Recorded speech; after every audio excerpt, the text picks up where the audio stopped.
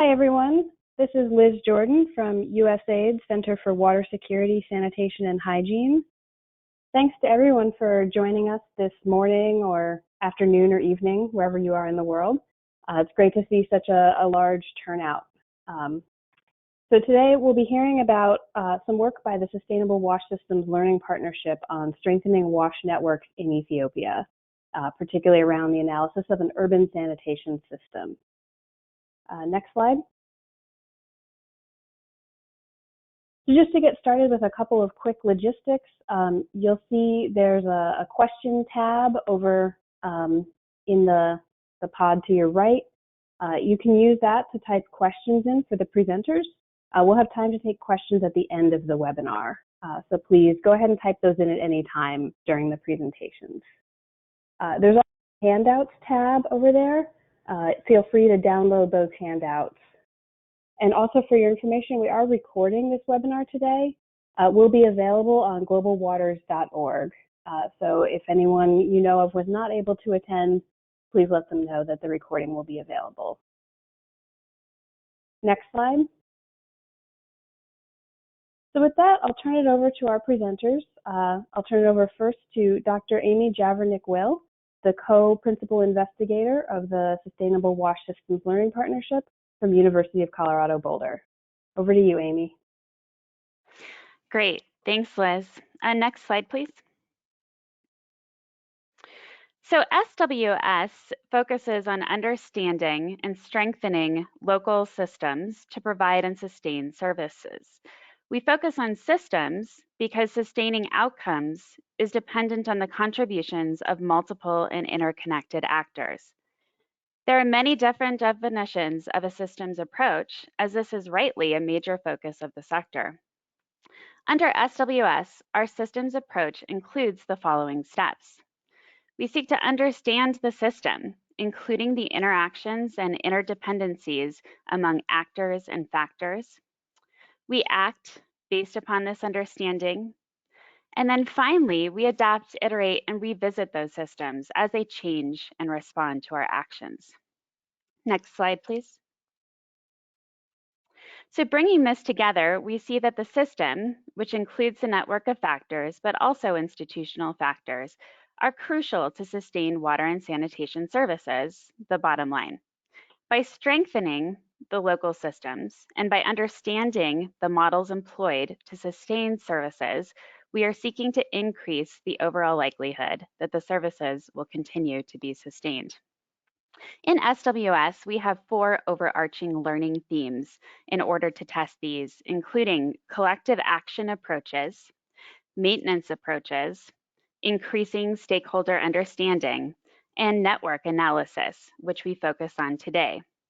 These are being studied across 4 concepts, including preventive maintenance models for rural water points in Uganda, preventive maintenance models for small pipe systems in Kenya, collective action for rural sanitation in Cambodia, and a focal point of today, learning alliances for rural water and small town sanitation in Ethiopia and Uganda. Next slide, please. For this presentation, we will focus on those networks of interconnected actors. We seek to really understand connections and the relationships between the actors so that we can really determine strategic actions and our local stakeholders can determine the activities that they need to take. We monitor and track change in the network structure, actors, and interactions. And we help support local stakeholders to make decisions driven by data through network analysis. I will note that many people may refer to this as ONA in the presentation, which is Organizational Network Analysis, a subset of network analysis. Our previous webinar in February of 2018 provided an introduction to network analysis and early lessons learned from the analyses. I will now turn it over to Diana Harper from Link, who is leading the network analysis learning theme for the consortium. Great, thank you, Amy. So I am going to speak about social network analysis as an analytical tool, how it's being used in SWS, specifically in Ethiopia for urban sanitation, And along the way, I'll highlight some considerations for others who might be interested in using this tool. So social network analysis is a powerful tool for capturing complex relationships. More than a tool, it's a way of thinking about social systems that focuses attention on the relationships among actors in a system. Specifically, it shows the relationships among actors who can be individuals or organizations. And as Amy mentioned, the focus of the analysis that was done here was organizational network analysis. So there are three basic applications of network analysis. We're using all three in SWS program. First is at the design stage in order to better understand the underlying system and its actors, to inform the implementation approach, partners, and strategies. Second is for monitoring and evaluation in order to track change in how the network is structured, what its components are, how actors are connected. This is particularly relevant for activities that have an objective to strengthen connections among actors or to launch collective action efforts, which is a focus under SWS.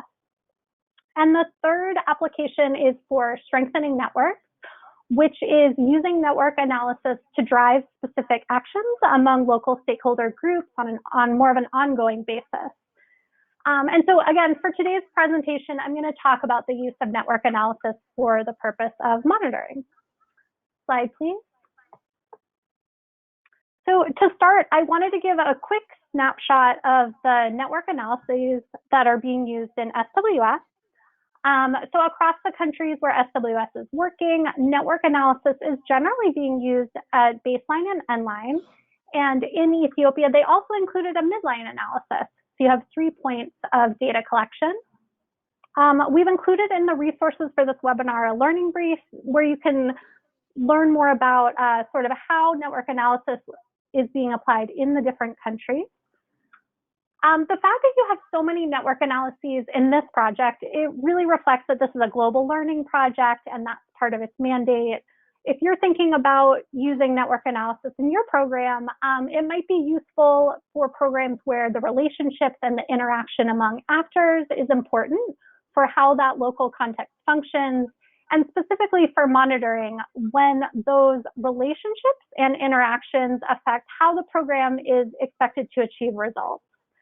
So I also wanted to mention, if you're thinking about using network analysis in your program, particularly for monitoring, which is going to require multiple applications of the tool that has time and resource implications, you really want to start with your research questions. So start with your program's theory of change, and then based on that, determine what are the methods and other data collection efforts that will support understanding of that change.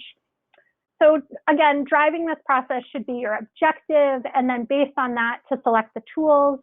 That is a better approach than becoming too enthusiastic or attached to a specific tool right off the bat. Slide, please.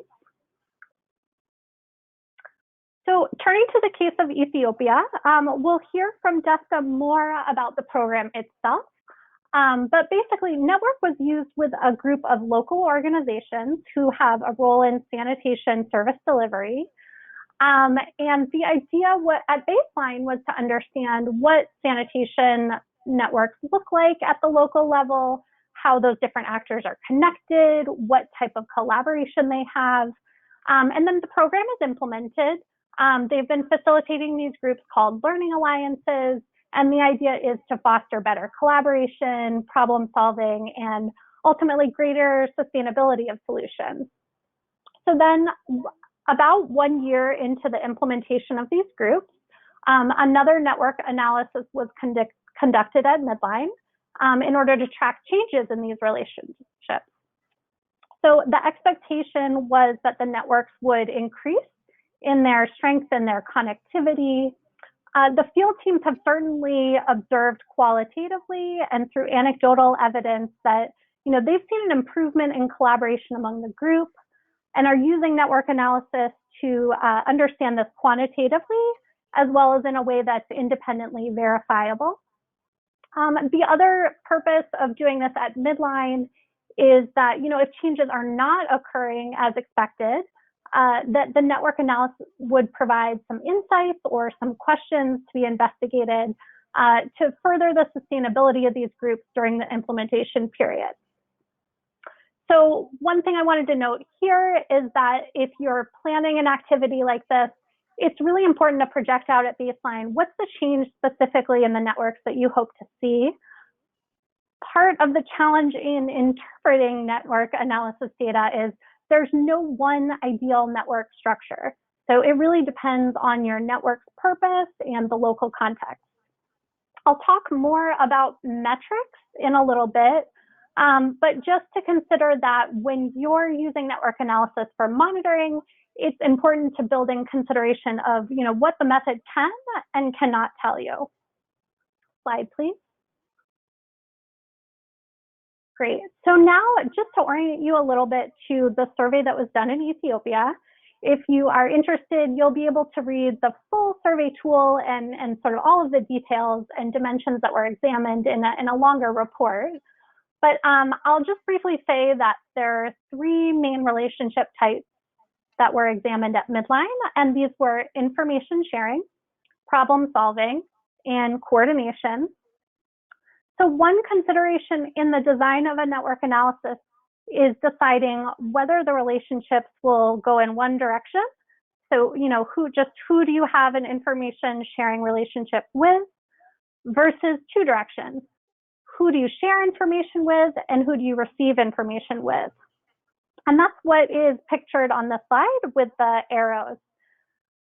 So it's a really big decision, this idea of collecting things in one direction or multiple directions.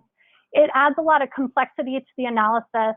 And not to say that it shouldn't be done, but it's definitely something you want to be aware of when you're choosing it, that you're choosing it intentionally and you have a use for that granularity of information. And it's tied to your research questions and again, tied to your theory of change. So within each relationship type, what's represented by the icons on the slide is that there were some attributes collected in order to give insight into the type and quality of relationships.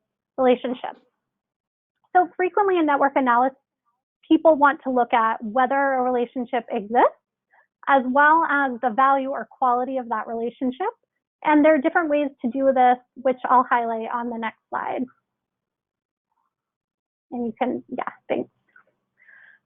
So one way you can do it to look at relationship quality is to ask direct questions that serve as proxies. And that's what we did in this case for information sharing. So we looked at, who do you receive information from, and was that information used? And for problem solving, we also looked at who did you ask for help, was that help provided, and was the problem solved? So it kind of had multiple levels. So on the one hand, this is a good approach because it applies a standard across all the respondents. It does apply a certain level of judgment on sort of what those proxy questions are and whether they represent the value or quality of the relationship. There are other ways to assess this, which I could talk about in the Q&A if it's of interest to the group. Again, just trying to walk you through some of the things you want to think about in advance if you're planning to use this type of tool for monitoring. Slide. Great. So we do the survey and we do the data collection, and then what are the results? One is a visual representation of the network, which you saw in some previous slides and you'll see more of during this presentation. Another is quantitative metrics. I'm not going to go through all of them here, but for monitoring change, some of the commonly used metrics are looking at ties, sort of how many connections are there among actors, density, which is how many connections are there as a proportion of all possible connections, and there are others as well. So in case it wasn't already clear, even a small survey can generate a high volume of data. So when I was talking about relationship types, the direction of relationships, the attributes, every time you add something, it's not like just adding one more survey question. It's more like adding another dimension on a cube. So you want to be very thoughtful and specific about what you're collecting through a network analysis with this in mind. And so that is just kind of an orientation to social network analysis, how it's being used in this program, and sort of what the structure of the activity was in Ethiopia. And now I will hand it over to Desta to talk more about the program itself.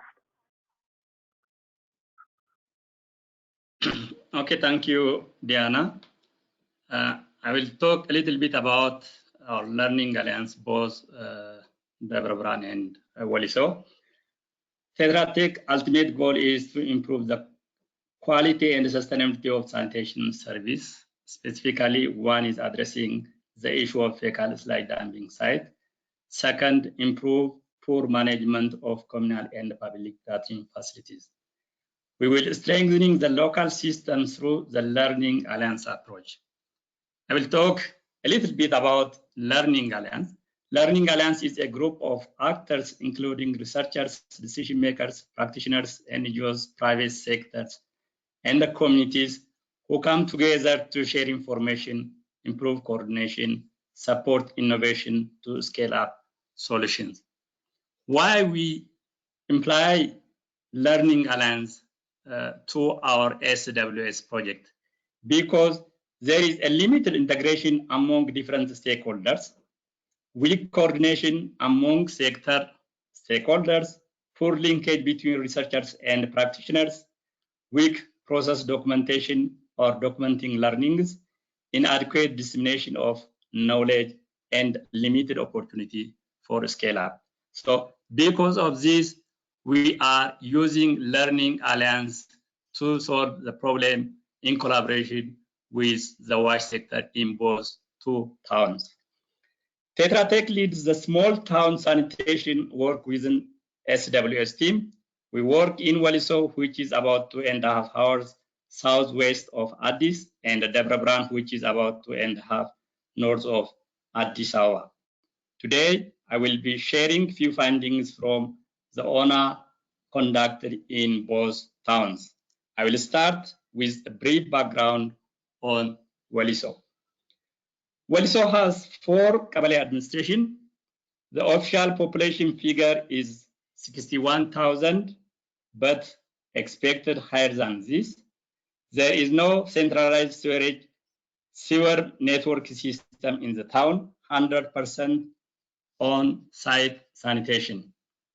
Currently, there is no fecal slide dumping site, but the town administration is secured the land for building the fecal slide dumping site facilities next fiscal year, which will be started in July 2020. Institutional arrangements for WASH are in place. The municipality, health, and water utility are leading sanitation program in the both towns in Waliso town. However, water is always prioritized over sanitation. I think this problem is not limited to Waliso or Deborah Brown. In Waliso, most efforts for sanitation have focused on containment, and there is a limited collection and emptying service because there is no fecal dumping site facilities in place. Switch to Deborah Brown. Deborah Brown has also 9 Kabale administration, which is big than Waliso. The official population is about 140,000, and we expect it will reach around 150,000. There is no centralized sewer network system in the town, 100% on-site sanitation. New fecal slide dumping site start providing service few weeks ago. For the last 1 year, it was under construction, and there is no service for the entire town population. Institutional arrangements for the WASH are in place. It is similar to Waliso. Municipality, water utility, and health is responsible for leading the sanitation activity in the town. Most effort for sanitation have focused on containment. There is a limited collection and emptying service for the past 1 year, but the situation will improve because now they have fecal-site dumping sites. Future challenges in both towns, an increasing number of communal and public toilets are becoming non-functional. There is a number of reasons for that. One is as a result of lack of the disposal site, toilet blocks are filling up and can't be emptied. This also contributing to the non-functionality of shared facilities. Poor management of shared latrine facilities and the lack of identified responsible body for long-term maintenance of the facilities, particularly for public latrines. It also contributing to the non-functionality.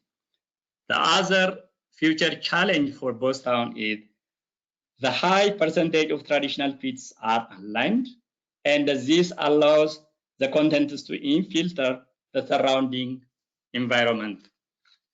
This poses a high health risk as towns continue to urbanize and relies increasing on groundwater source for drinking water.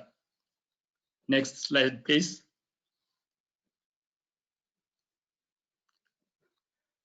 Qabale administration are playing a vital role in the WISE system, the lower level of government structure in Ethiopia, directly communicating with community and at the high level or at town level. They oversee health extension workers and sanitation officers for improving and for monitoring and promoting good sanitation and hygiene practice in the community. Qabale are most closely situated in the community. Because of that, maintaining direct relationship with community service providers communicates the need and experience of local civil society organizations, community groups, and other prominent local wash services providers and beneficiaries.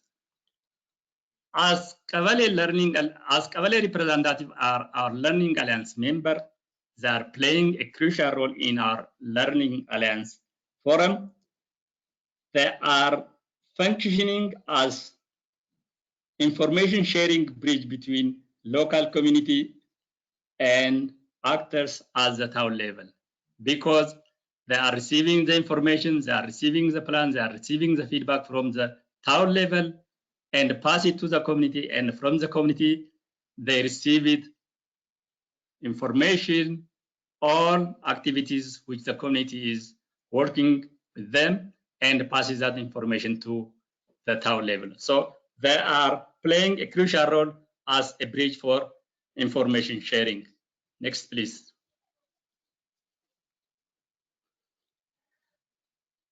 When we are looking at the owner, overall connectivity increased across two learning alliances, Dabra Bran and Waliso,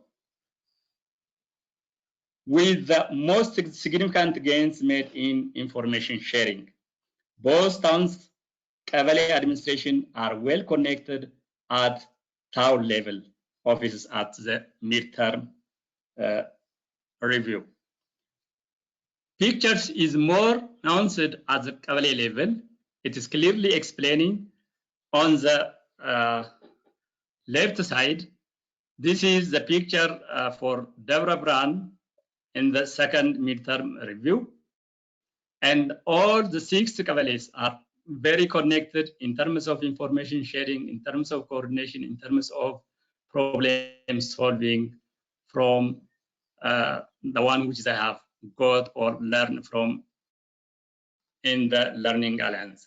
So when it comes to Waliso, the 4 Qabale administration are less connected to each other, places higher value town to town learning, because in Waliso there is only 4 Qabale, and really there is no any such a difference to learn one Qabale from the other, and they are really valuing to learn some towns which is better off from them, and they want to bring the experience, the knowledge, and the skill which they learn from other towns to replicate in their own town.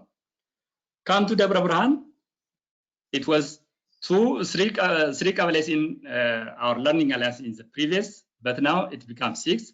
The 6 Kabbale administration are significantly better connected, and they are really working toward this one goal and one vision to improve the sanitation service in the town. So as the figures show, they are very connected, they are working together.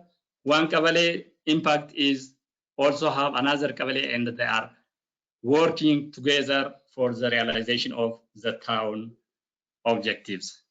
Next, please.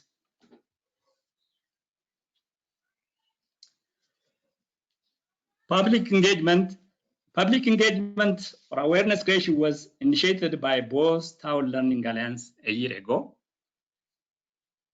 This is because managing the solid and liquid waste is not really carried out only by the government, and the Town Learning Alliance, they identify as a problem if the community are not aware and if the community is not involving on the management of town sanitation, it is impossible to achieve the target or the plan.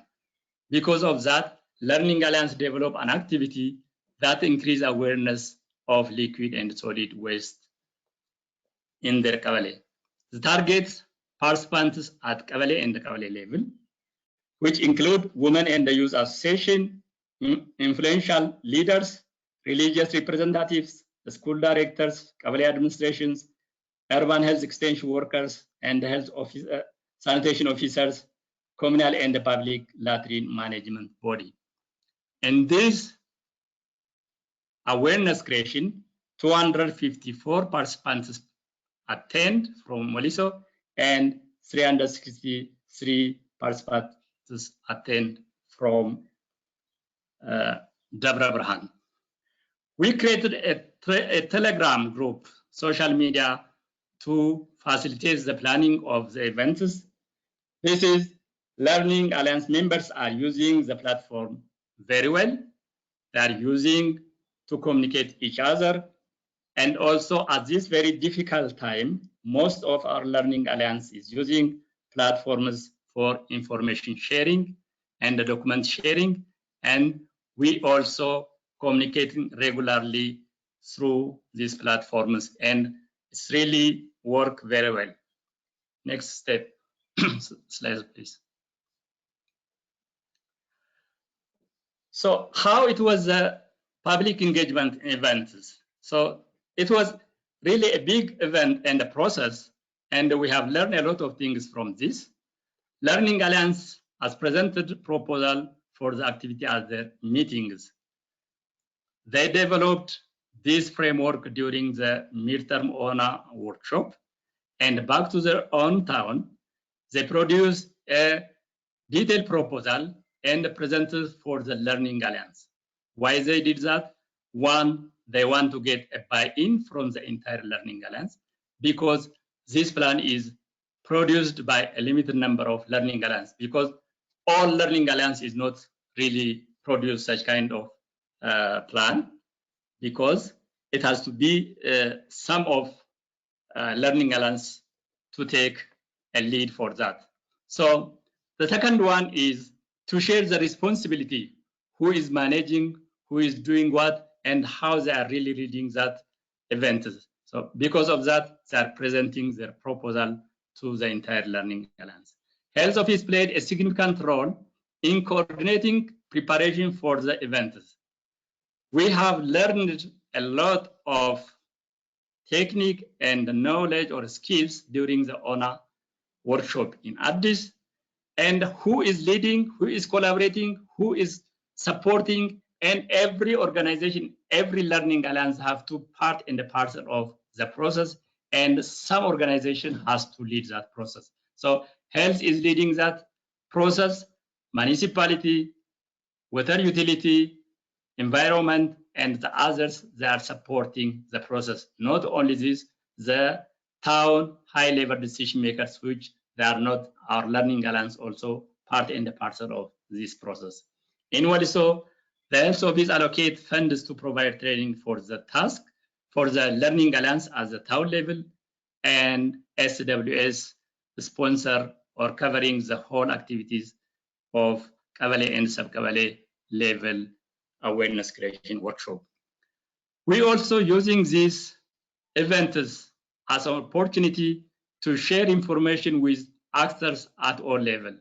So in this time, there is a representative from the committee, there is a representative from the Kabale, there is a representative from the town level. Across these three levels, we are sharing information, what they're doing, how the Learning Alliance doing, how they are planning, and who is involving, and how they are improve the system in collaboration with the entire town communities. Next.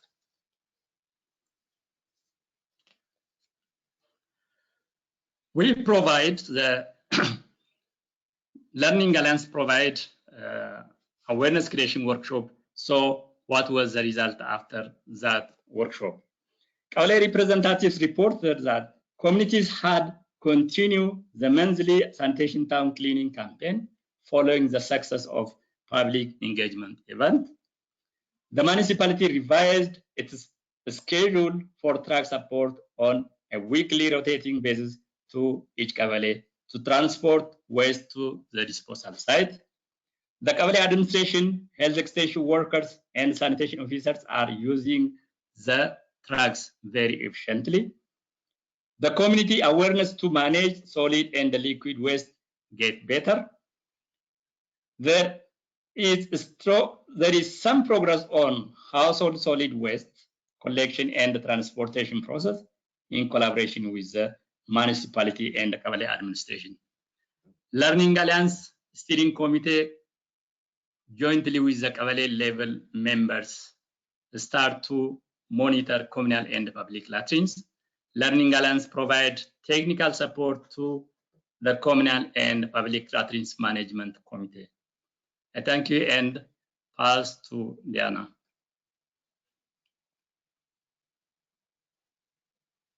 Great, thank you, Desta. Slide, please. Great, so we wanted to leave plenty of time for questions and discussion, so I'll just close here talking a little bit about learning about the tool itself of network analysis. So in SWS, we're applying a range of systems tools as well as learning about how to incorporate them best, particularly in low resource environments here. What we've seen in Ethiopia, as well as other settings around the world where we're working, the best results are, in my opinion, often when local stakeholders can engage with the analysis. So you heard from Desta about the stakeholder workshops, the ONA workshops, where participants were able to review, validate the results, reflect on what the results mean in their context, and then plan actions based on that. So in thinking about using this tool in this context, there's a balance between the complexity of the analysis and local ownership and use of it. We've definitely heard that one of the uses of the analysis is to get people thinking about systems, get them thinking about relationships, and sometimes the details of the data are important for that, and sometimes they're not. So ultimately, a lot of the use of this tool depends on what you're trying to achieve. We are in the midst of planning the N-line analyses for Ethiopia, and we're thinking about ways to make it even more accessible, more participatory, and that should be very interesting as well. So I'll end there and hand it back to Amy. Great, thank you so much, Diana and Desta. We have questions coming in. Thank you for submitting those questions. Please continue to do so in the control panel. The first question is for Desta. Which connection is highly essential for system strengthening? A strong Kabale connection with the town level office or Kabale to Kabale? Thank you, Amy. If you are looking the both connection important, but the most important is Kabale to town, because there is a hierarchy, there is a connection between the town level to the Kabale level. If you are looking from Kabale to Kabale, there is no any kind of MOU, or it is an informal communication. You are not really enforced to do the job done. But if it is a connection from town to the Kabale level or from Kabale to town level, it is very important. The information, the learning, the planning, and the problem solving, everything is coming from the lower level to the higher level and from the higher level to the lower level. It is very important if it is a connection, if it is both connection at the town level and the Kabale level is really connected to each other, they will bring a big changes. Otherwise, across the Kabale, you are not make any difference. Even the connection, even the relationship, it is informal and you are not really make any change.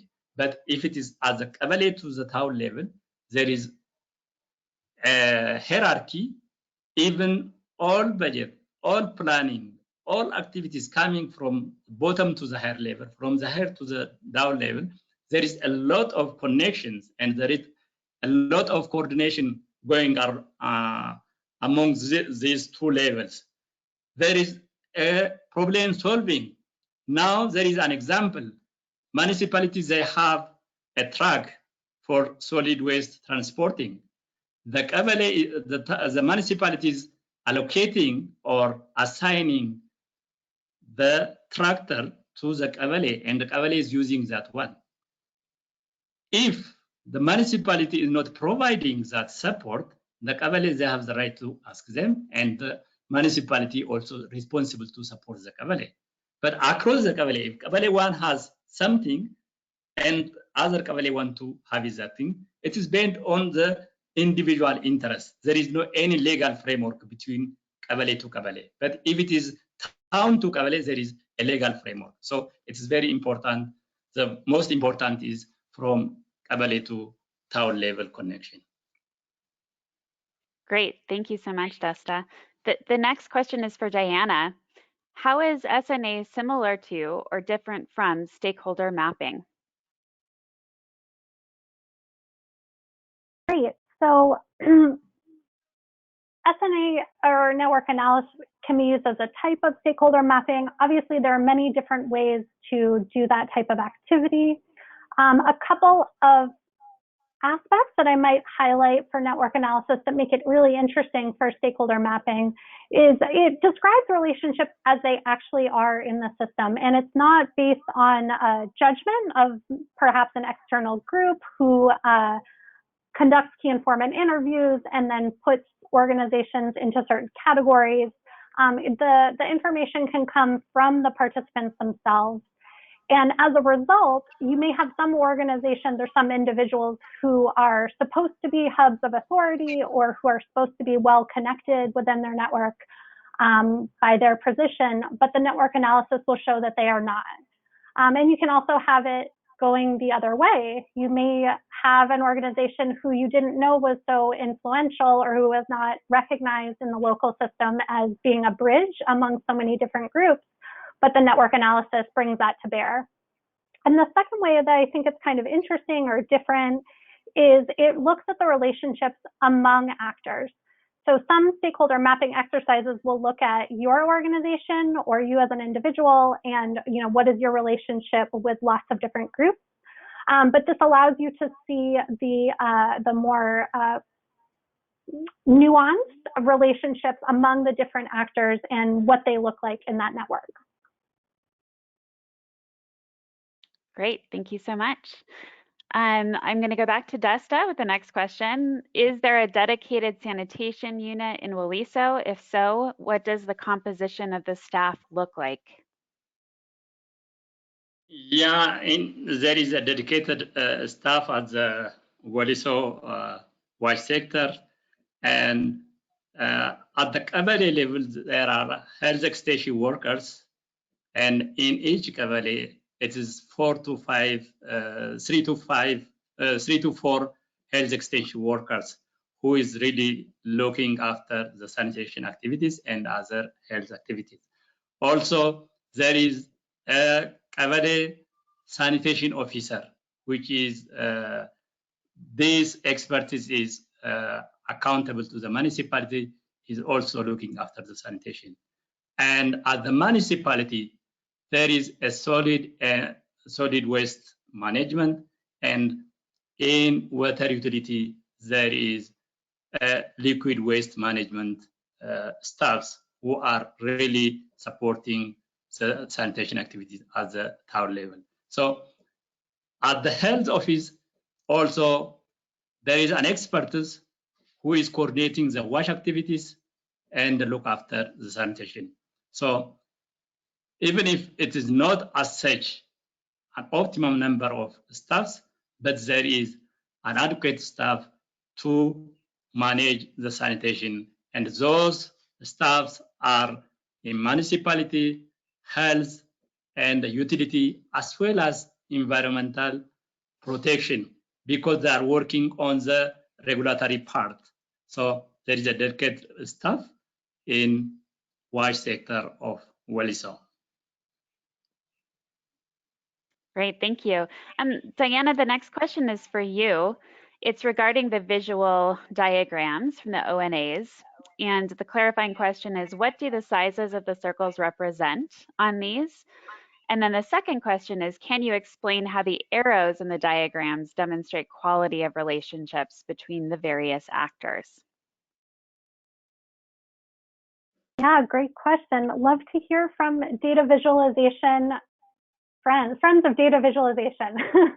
One of the nice things about this tool is that it does allow a lot of flexibility to show a lot of information in one place. So in this case, the size of the circles is the same for all organizations, but you could use it to reflect other things, such as, for example, the size of the organization, the age of the organization, how many connections that organization has. You know, there basically whatever attribute you might want to show, you can do it. You can also adjust the colors. That can be a nice way of presenting this information back. Different colors for different types of organizations, for example. And the second question was related to the arrows in the diagram. Similarly, just as you can adjust the visualization of the circles, you can adjust the visualization of the connections. So for example, if you had connections that were on a scale of 1 to 5, in order to indicate the quality or the frequency of that relationship, you could have a thicker arrow, or you could have a different colored arrow. You know, you can just really use this as a chance to provide a lot of information in one visual place. We're often using Kumo for visualizations, and I would recommend that as a tool. They have quite a lot of explanations on how to maximize the use of those visualizations. Great, thanks, Diana. The next question is for Desta.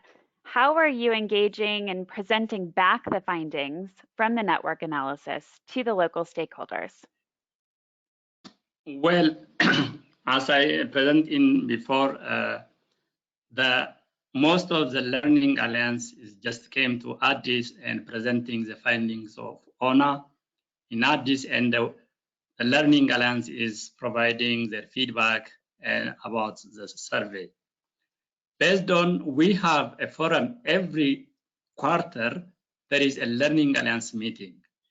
The Learning Alliance meeting is an opportunity to present, even not only presenting the ONA, they have updating what they have decided in the past Learning Alliance meeting. There is an update, and also there is different ideas, different activities. If it is come, they are presenting and discussing and the resolution and take an action for the next time. So our ONA, we present at both towns in Dabra Bran in the 4th Learning Alliance, and in also in the 6th Learning Alliance. So we have an opportunity to share our information with the entire group of Learning Alliance presenting during the Learning Alliance meeting. Even this is not as SW, we are not presenting. There is a Learning Alliance, one of the Learning Alliance presenting the process because they are part and parcel during the data collection. They already part of the Learning Alliance is presented in Addis and they already learned and they can share that information through their Learning Alliance. So there is a mechanism to share, even not only in our quarter Learning Alliance. There is a lot of events like a capacity building training, even like a learning visit. The topic is coming different ways to discuss about the different baseline or midline activities. And it was really a big opportunity to share information and or findings from the Learning Alliance. That's the most important, and the key one is our Learning Alliance meeting. We present on that. The learning part of the Learning Alliance members are presenting for the entire Learning Alliance. So that's the mechanism we are sharing the information. Not only giving the information, we also taking that information from them. It is a two-way communication. Not one person or one SWS team is presenting to the Learning Alliance and end it. No, even the Learning Alliance are asking the question, reflecting on the process, and two-way of communication and the learning loops. Thank you. Thanks so much, Desta. That's a really important point. The next question is for Diana. At the start, you mentioned that SNA can be used for network strengthening by supporting local stakeholders to make data-driven decisions. Can you provide more detail on how this works? Can SNA indicate where the system needs strengthening? And can it guide practitioners in thinking about what aspects of specific relationships need strengthening? Great question. So first, you heard one example of that today, just as Desta was speaking, about how when local stakeholders see what their network looks like, it helps them to come up with action plans. It helps them to think about how to achieve their objectives, given that they have the network the way that it looks the way that it does. And a common way of doing that is sort of comparing the current state of the network and fostering a discussion around, well, what is the ideal state of the network and how is this similar and how is it different? Some of the things you might look at there are flows of information. You can sort of see how they flow through the network. Similarly, flows of technical support or technical assistance, flows of resources, really anything that can be shared among actors. Comparing the current state of how things move through the network to the ideal state according to the perspective of the stakeholders themselves. And again, having a participatory approach, a workshop approach can be really useful for that. But the last thing I wanted to comment on this, just a reflection of so this question around, can it indicate where the system needs strengthening? I think it can give you clues and it can give you insights. But a lot of times, and most of the time, SNA is accompanied with other types of data collection or other types of activities in order to give greater context to what you're seeing there. So probably as a standalone tool, yes, sometimes, but it would work a lot better if it's in combination with other types of analytical and implementation approaches. Great. Thanks, Diana. The next question is for Desta. What additional changes in the network are you hoping to see with the endline ONAs that are planned? Well, thank you, Amy. As you know, SWS project is a learning project. We are really learning a lot from the baseline survey, and we try to improve it in the midtime. And in the midtime, we also learn how we are going to maintain the quality of the data, the quality of learning. And we hope in the next or the inline, we are trying to improve, we try to look at it, what we learn from the baseline, what we learn from the midline, how we are really going to improve our data, who has to participate on the process. If we are really looking our learning alliance, sometimes the learning alliance, you see, one organization is coming in the beginning, and because of a number of things, they may drop up and go to the other organization or not coming to the learning alliance. If we are really interview the newcomer of our learning alliance, we are not really get the right picture of the system strengthening or how the connection is improved. So we are from the beginning start to learning. It is a learning project. We are always improving the process and learning from the previous. We have to engage appropriate organization, appropriate learning alliance, appropriate communities to get a very nice and quality of data. So we, together with Link and Tetra Tech, work together to approach our learning alliance, and even not the learning alliance, also the decision makers, how we really want to get the quality of data, whether they are really understanding, whether they are really confusing them, and whether they are in right position to use this process in the future. So we have to engage proper organization, proper our learning alliance, and respecting the government structure and working with the entire learning alliance to improve the end line of data collection.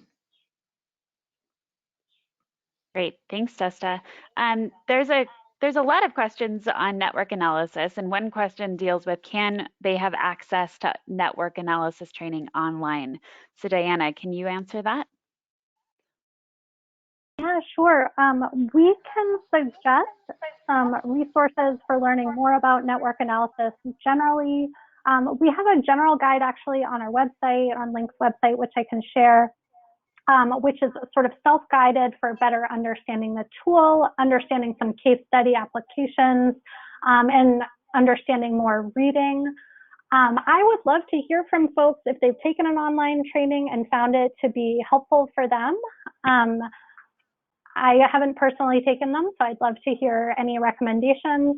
And also to say, as part of SWS, we are assembling more learning products on not just using SNA and low resource settings, but applying them specifically in the WASH sector.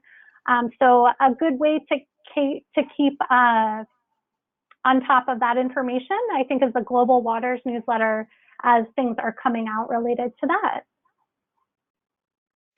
Great, and I will note that there is a handout in the control panel that has one of our research and learning briefs as well. Let's see if I can get one more question in. This one is for Desta. Did any SNA findings surprise local stakeholders or conflict with how they viewed the network? Yeah, our learning alliance really, they are very surprised when they are seeing the diagram. Do I have such a big communication or interconnecting with other organizations? I never know if I am really maintained to just make a connection. When they are visualize, when they are see the result, they are very surprised. I didn't know whether I'm really interacting with all those different organizations for information sharing, for seeking support, or for coordination. So in the first place, they didn't really see how they are interacting. So looking the diagram, they are very surprised. Even they are, oh my God, this is how I'm really interacting with other organizations. In the first time, the WASH sector, they're supposed to interact with each other. But the situation, it was not that one. The WASH sector, they are communicating with media people, they are communicating with the universities, they are communicating with finance, they are communicating with tourism and the culture, but they are not really so as a WASH sector. But when the data is collected and connection visualized, or I didn't really realize I have a lot of connection like this. So they are very surprised about their connection and the interaction with other stakeholders. Great, thank you. I'm going to follow that up with one for Desta.